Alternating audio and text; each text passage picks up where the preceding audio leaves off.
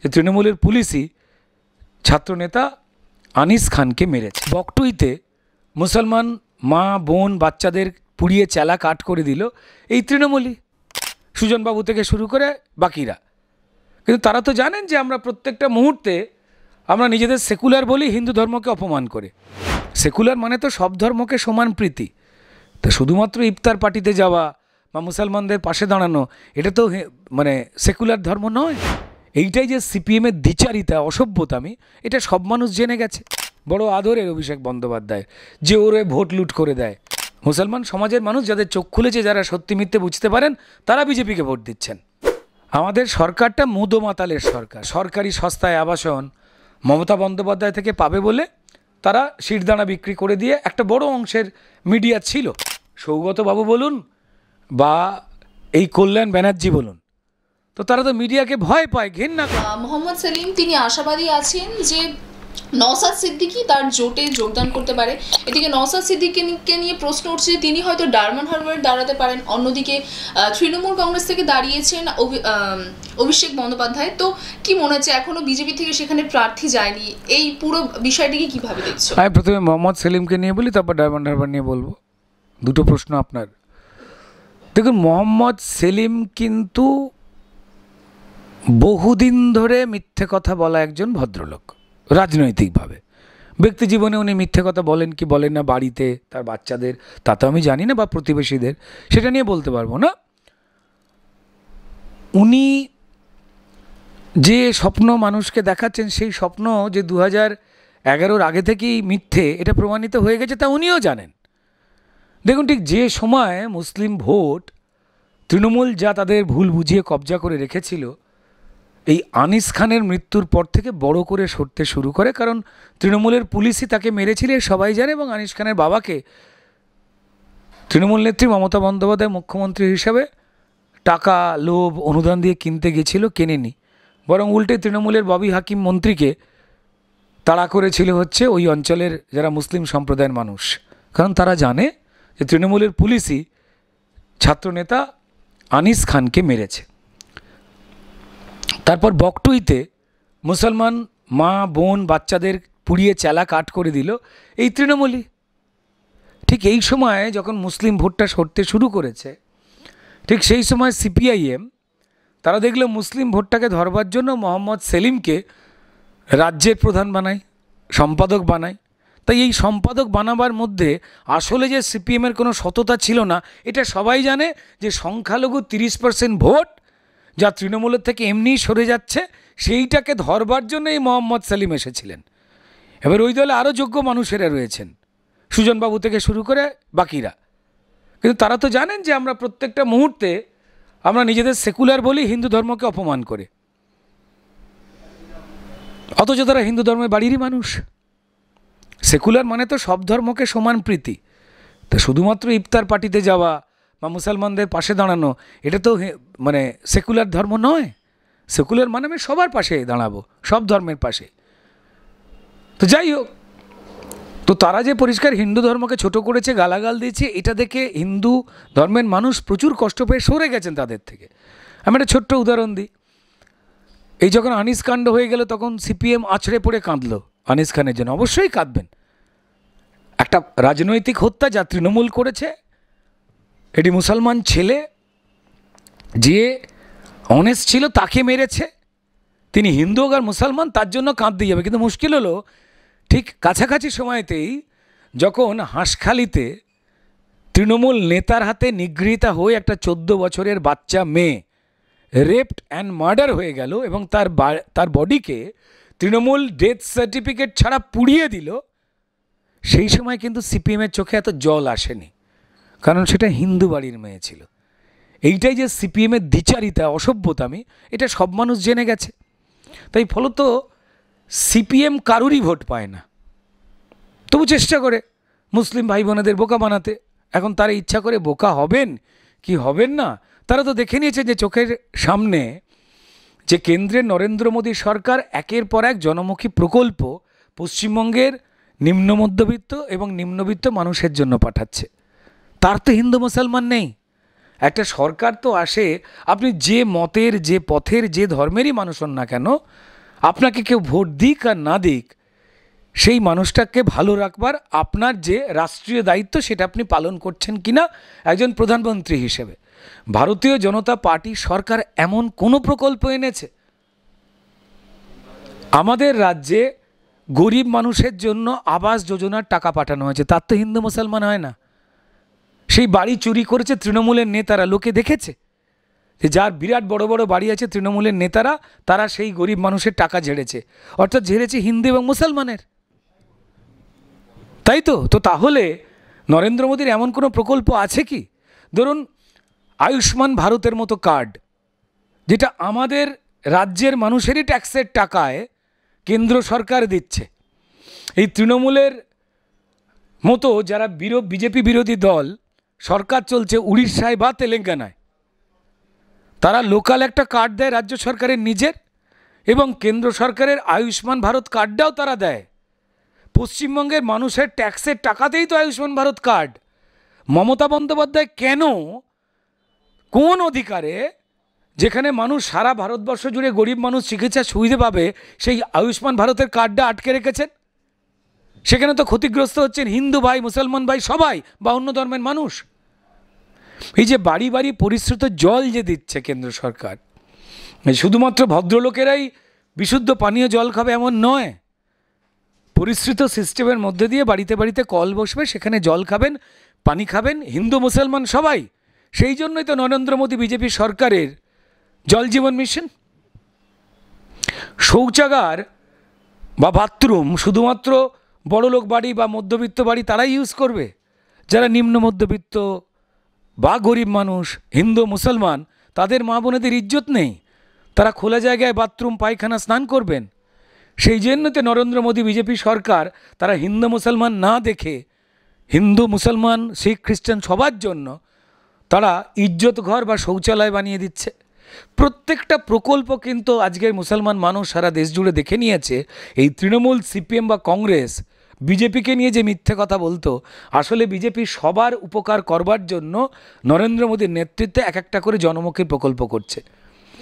কংগ্রেসের যখন সরকার ছিল, এনডিএ সরকার, সেই সময় তারা হজ যাত্রী যারা ছিলেন মুসলমান ধর্মের, তাদের যে বেনিফিটটা দিতেন, বিজেপি সরকার খুব যত্নের সঙ্গে তারা আমাদের দেশের যারা মুসলমান মানুষ যারা হজ যেতে চান তাদের জন্য অনেক সুযোগ সুবিধা করে দিয়েছেন।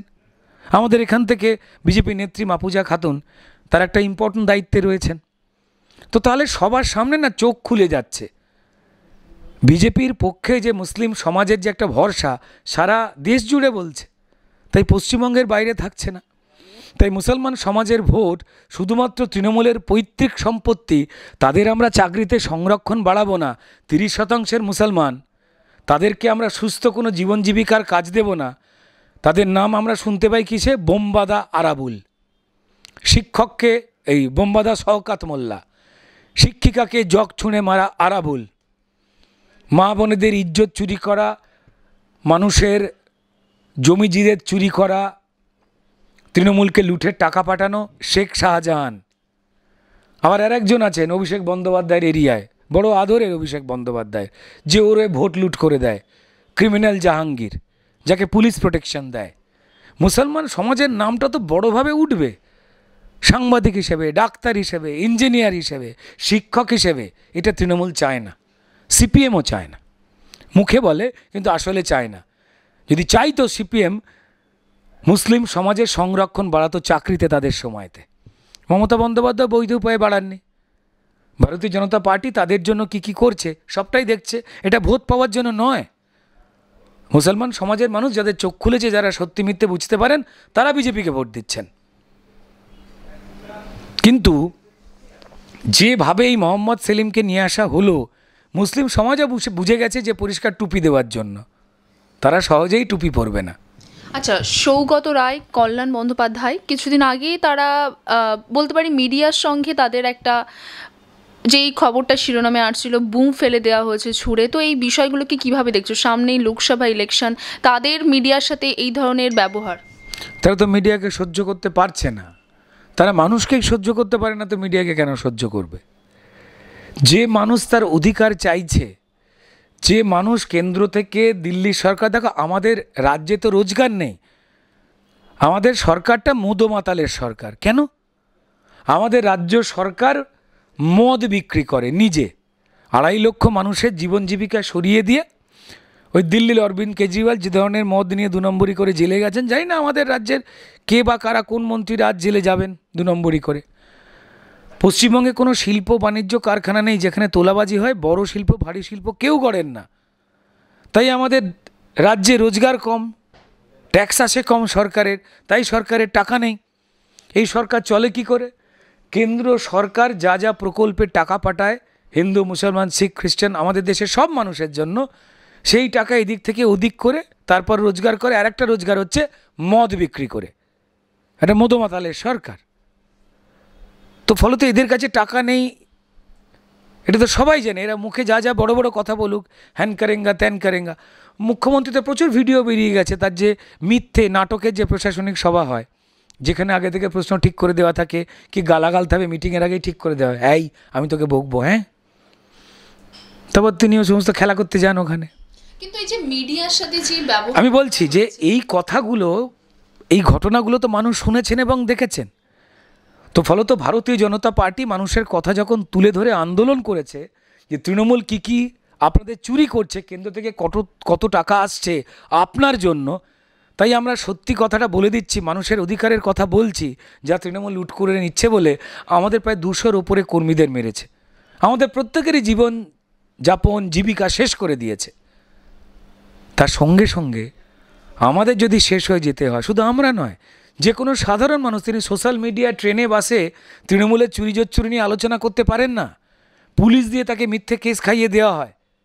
তারপর সংবাদ মাধ্যমের একটা পোর্শন ছিল, পার্ট ছিল, যারা বাইপাসের ধারে জমি, নিজেদের অফিস করবার জন্য জায়গা বা সরকারি সস্তায় আবাসন মমতা বন্দ্যোপাধ্যায় থেকে পাবে বলে তারা শিরদাঁড়া বিক্রি করে দিয়ে একটা বড় অংশের মিডিয়া ছিল, তারা দালালি করত ব্যক্তিগত সুবিধের জন্য।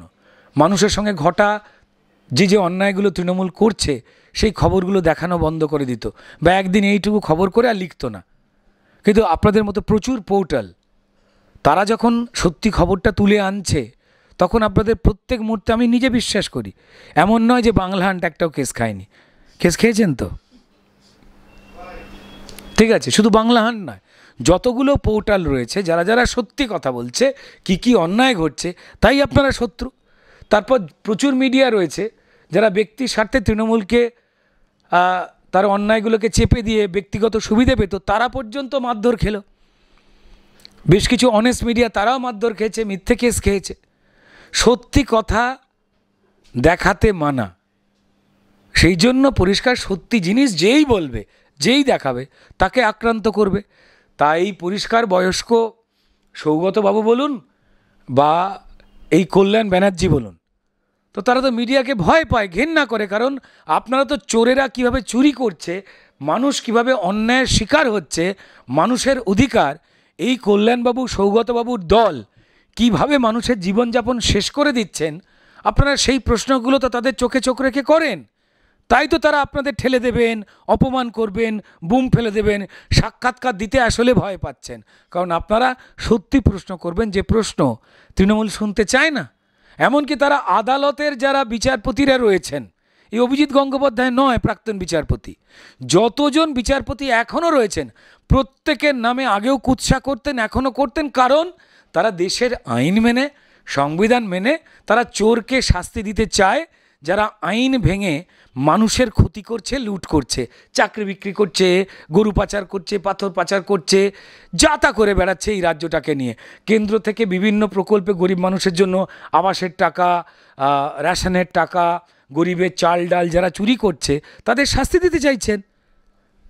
চোরের বিরুদ্ধে যারাই কথা বলবে তাদের বিরুদ্ধে গালাগাল দেবে। বিচারপতিদের বিরুদ্ধে গালাগাল দিয়েছে, পোস্টার মেরেছে, অনেক সম্মানীয় বিচারপতিদের পরিবারকে অবধি মিথ্যে কেস খাইয়ে দিয়েছে। আর সংবাদ মাধ্যম যখন এটা দেখিয়ে দেবে, আপনার মনে হয় যে এই চোরের দলের এজেন্ট এই সৌগতবাবুরা বা কল্যাণবাবুরা, তারা পৃথিবীর যে কোনো সুস্থ মানুষ বা সংবাদ মাধ্যম যারা চোর এবং চুরির বিরুদ্ধে, এই চোরের এগেনস্ট সৌগতবাবু বা কল্যাণবাবুদের বিরুদ্ধে, তাদের সঙ্গে ভালো ব্যবহার করবে। আরোই তো ভালো হলো, মানুষ জেনে গেল যে এরা কত নীচ। এরা দুজনেই শিক্ষিত, কিন্তু একটা সংস্কৃতে কথা আছে অনেক পুরনো, সা শিক্ষা যা বিমুক্তয়। এটা অনেক পুরনো কথা।